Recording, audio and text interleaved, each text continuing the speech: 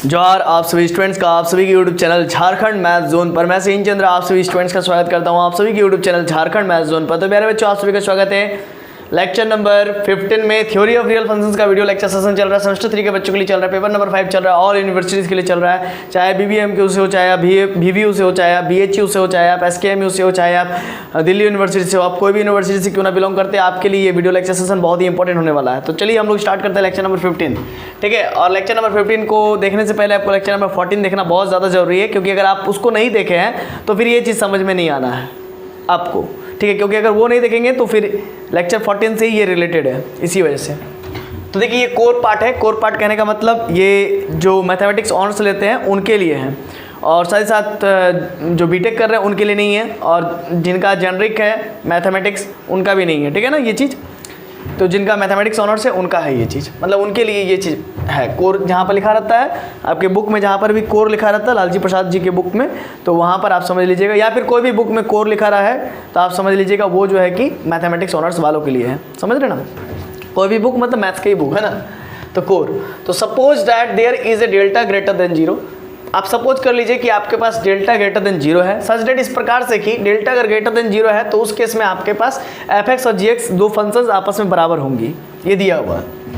Whenever ये कब होगा, जब ये चीज़ को सेटिस्फाइड करेगा। मतलब हम a के डेल्टा नेबरहुड में, a का डेल्टा नेबरहुड अगर मैं बना दूँ, ये a है, a का delta neighbourhood a minus delta a plus delta, तो ये डेल्टा डिस्टेंस, ये डेल्टा डिस्टेंस, ठीक है। तो a का डेल्टा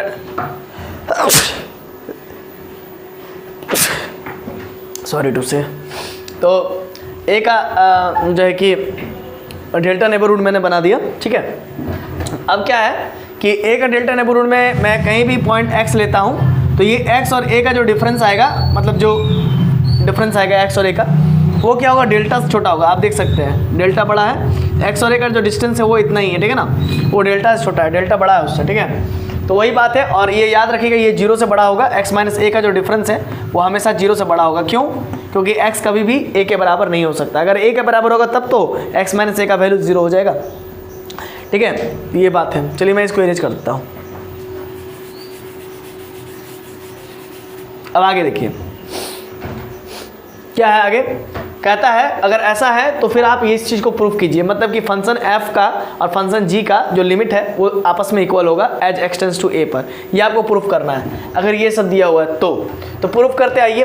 सबसे पहले मान लेंगे कोई hx एक फंक्शन है, hx एक फंक्शन है, इसको fx माइनस gx मान लेंगे, मान लेते हैं, क्या दिक्कत है।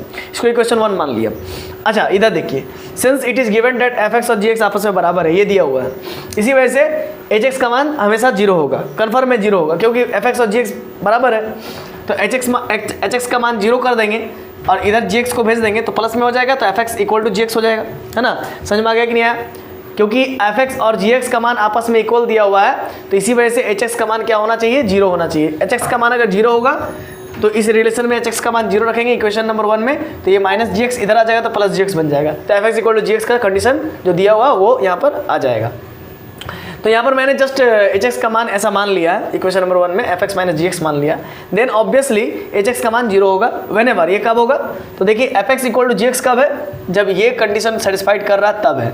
तो इसीलिए मैं यहाँ पर लिख दूंगा व्हेनेवर, चूँकि fx इक्वल टू gx यहाँ पर भी है, क्योंकि hx का मान 0 है, इसीलिए व्हेनेवर x माइनस ए का जो डिफरेंस है उसका मॉडुलस का वैल्यू लेस देन डेल्टा होगा और ग्रेटर देन 0 होगा। क्लियर है? अब आगे बढ़ते हैं। देयरफॉर वी कैन राइट, इसी वजह से हम लोग लिख सकते हैं hx। अच्छा देखिए hx का मान 0 है, समझिए बात को, hx का मान 0 है तो hx में अगर हम 0 घटा देंगे, hx में अगर हम 0 घटा देंगे तो वो तो लेस देन एप्सिलॉन ही होगा। क्यों? क्योंकि एप्सिलॉन एक ऐसा वैल्यू होता है, एप्सिलॉन का जो वैल्यू होता है वो ग्रेटर देन 0 होता है, एक पॉजिटिव नंबर होता है और बहुत ही स्मॉल नंबर होता है, स्मॉल पॉजिटिव नंबर होता है, आप कह सकते हैं very very small positive number होता है जो कि ग्रेटर देन 0 होता है। एप्सिलॉन क्या होता है, ऑलवेज ग्रेटर देन 0। तो यहाँ पर भी आप देख सकते हैं hx में अगर हम 0 माइनस कर दें तो hx का वैल्यू क्या है, 0, तो 0 में 0 माइनस करेंगे तो क्या होगा, 0, तो 0 का मॉड लेंगे और एप्सिलॉन से तो बड़ा ही होगा, मतलब 0 का मॉड 0 होगा, 0 से बड़ा एप्सिलॉन। तो वही चीज़ यहाँ पर मैं लिखा हूँ, है ना, समझ गए। तो ये कब होगा, ये तब होगा जब ये इस चीज़ को लेके चल रहा है, ये तब होगा जब व्हेनेवर ये कंडीशन सेटिस्फाइड करेगा तब, ठीक है। अब आगे देखिए, अगर ऐसा कहीं पर भी लिखा रहे, मतलब ऐसा कहीं पर भी लिखा रहे fx minus L less than epsilon, ऐसा कहीं पर भी लिखा है तो इसका मतलब होता है लिमिट एक्सटेंड्स टू ए, और वेनेवर ये कंडीशन अगर लिखा रहे तो इसका मतलब होता है fx इक्वल टू एल, मतलब फंक्शन f का लिमिट l है एज एक्सटेंस टू a। तो अब देखिए वही चीज़ यहाँ पर भी लिखा हुआ, अब यहाँ पर fx के जगह पर hx है, तो by the epsilon delta definition of limit we can write in this manner, है ना। इस चीज़ को हम लोग इस तरीके से लिख सकते हैं, limit of hx as x tends to a equal to 0। यहाँ पर l की जगह पर 0 है इसीलिए 0 हो गया। अगर यहाँ पर l रहता तो यहाँ पर l होता, जैसे वहाँ पर l हुआ है ना, जैसे यहाँ पर l हुआ है। समझ में आ गया। तो ये epsilon delta definition of limit के मदद से हो रहा है, मैं अभी नहीं मिटा रहा हूँ, ठीक है। इसको मैं घेर देता हूँ, ये रफ वर्क है। अब आगे देखिए क्या है, नाउ फ्रॉम इक्वेशन 1 ये है, यहाँ पर हम इसमें लिमिट ले लेंगे दोनों तरफ, ठीक है।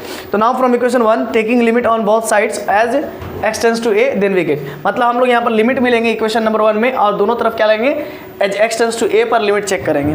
तो एक्सटेंस टू a लगा लिए, यहाँ पर भी एक्सटेंस टू a, लिमिट सब जगह लगा दिए इक्वेशन नंबर 1 में। अब देखिए limit x tends to a hx बराबर क्या है 0 है, तो यहाँ पर 0 पुट कर दिए, और यहाँ पर ये चीज़ आया, ठीक है।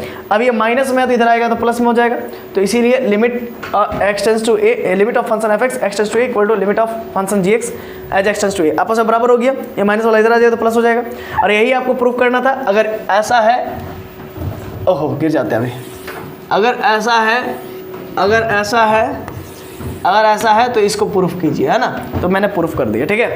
तो आशा है कि आपको ये वीडियो लेक्चर सेशन समझ में आ गया होगा, लेक्चर नंबर 15, ठीक है। इसमें छोटा सा थ्योरम था, और इस थ्योरम को हम लोग प्रूफ कैसे किए, इसके मदद से किए। और ये कहाँ से आया, तो ये इससे पहले वाला जो थ्योरम 1.6 बताए थे, एक मिनट मैं देख लेता हूँ, हाँ वो 1.6 थ्योरम था, ठीक है ना।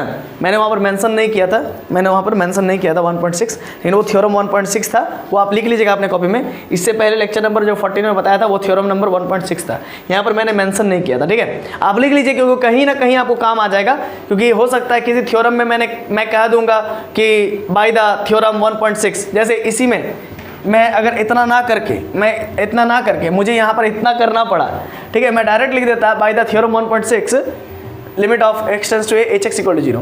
मैं इतना नहीं लिखता, बाय द डेफिनेशन ऑफ, इतना कुछ नहीं लिखता, है ना। मैं डायरेक्ट लिख सकता था, अरे इसको भी नहीं लिखता मैं, कोई दिक्कत नहीं था। डायरेक्ट मतलब इस लाइन को मैं तब गायब कर सकता था, अगर मैं वहाँ पर मेंशन कर दिया होता कि बाय द उसको 1.6 थ्योरम मेंशन कर दिया होता लेक्चर नंबर 14 में उस थ्योरम को, तो मुझे इतना नहीं लिखना पड़ता, इतना झमेलाट नहीं करना पड़ता। मैं डायरेक्ट एक लाइन लिखता, by the theorem 1.6 we can write, ये चीज़ लिख देता, समझे ना। इसीलिए फ़ायदा होता है कि अगर आप थ्योरम को नंबरिंग करते हैं तो, है ना, क्योंकि कहीं ना कहीं एक थ्योरम दूसरे थ्योरम में काम आ जाता है, ठीक है। तो फिर ये सब है, तो नंबरिंग करना जरूरी है। मैंने नहीं किया था, मैं ध्यान नहीं दिया था, ठीक है। और डिस्क्रिप्शन बॉक्स में सोचा मैं डालूंगा, लेकिन पता नहीं है, एक एरर आ गया है ना। मतलब यूट्यूब में क्या होता है ना, आजकल रोज़ एरर आ रहा है। अभी मैं बता देता हूँ 2022 का बात चल रहा है ये चीज़, है ना। अब हो सकता है इन फ्यूचर मतलब कि 10-15 दिन, या फिर हो सकता है 2-3 दिन, है ना। 2-3 दिन में ठीक हो जाता है जनरली। ये एरर होता है, सर्वर डाउन वगैरह होता है ना यूट्यूब में, तो उस समय क्या होता है, डिस्क्रिप्शन बॉक्स वगैरह नहीं काम करता है। कभी कभी तो आपका जो है कि आप एक ही जीमेल अकाउंट से अगर बहुत सारा, अगर आप अपना जो है कि यूट्यूब चैनल बनाए हुए हैं, तो वो सब भी हट जाता है, तो उसको भी मतलब कि फिर कैसे लाया जाता है, तो वो सब में भी अलग से दिमाग लगाना पड़ता है। एक टीचर को मतलब एक तो हम टीचिंग कर रहे हैं, है ना, पढ़ा रहे हैं, और उसके साथ साथ हमको ये टेक्निकल नॉलेज भी गेन करना पड़ता है ना। तो ताकि हर एक चीज़ से हम अपडेट रहे, है ना। और मैं भी आपको सिखाऊंगा कि अगर आप इन फ्यूचर कभी यूट्यूब चैनल बनाते हैं तो आपको किस किस प्रॉब्लम से सामना करना पड़ेगा, और वो सब का सॉल्यूशन अगर आपको चाहिए तो हम एक अलग से यूट्यूब चैनल बनाए हुए हैं, द बीम ऑफ नॉलेज, है ना। द बीम ऑफ नॉलेज मतलब ज्ञान की किरण या ज्ञान की पुंज, है ना। तो वहाँ पर आप जा कर के टेक्निकल नॉलेज ले सकते हैं, ठीक है। और एक मैंने वहाँ पर भी बताया था, जैसे कि बहुत जन का एक ही जीमेल अकाउंट से ढेर सारा यूट्यूब चैनल बनाए हैं, तो वो एरर अकाउंट लिख रहा है, मतलब एरर अकर्ड लिख रहा है, मतलब वो दिख ही नहीं रहा है आपका।